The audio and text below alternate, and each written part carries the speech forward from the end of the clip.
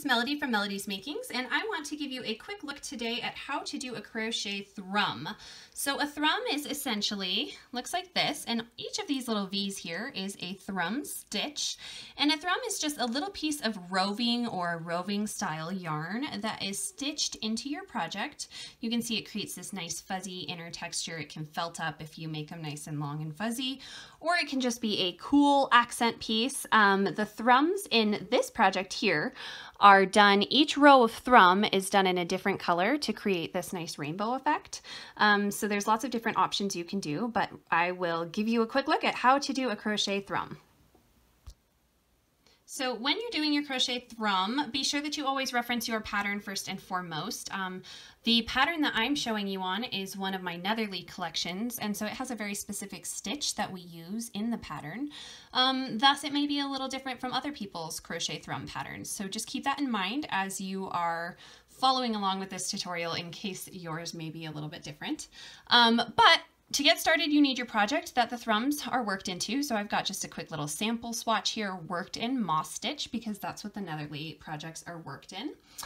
And then I've got my roving style yarn. So this is Patton's Wool Roving and bulky.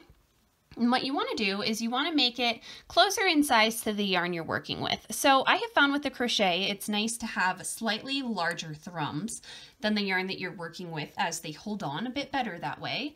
So I like to divide my bulky yarn into two kind of split sections to make them not super thick, but not super thin either.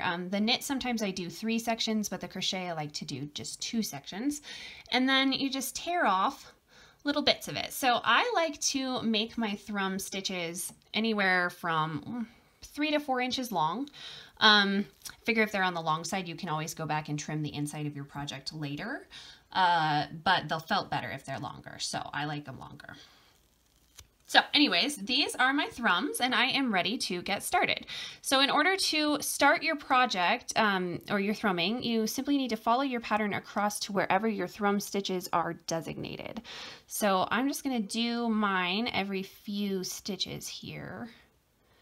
And I'm just working over in moss stitch. You can see I am doing a chain, skipping a stitch there, and then working into the next chain space. And then I'm chaining, skipping a stitch, and working into the next chain space. And now this stitch here would have a little thrum in parentheses behind it in my pattern. So I know this is a thrum stitch.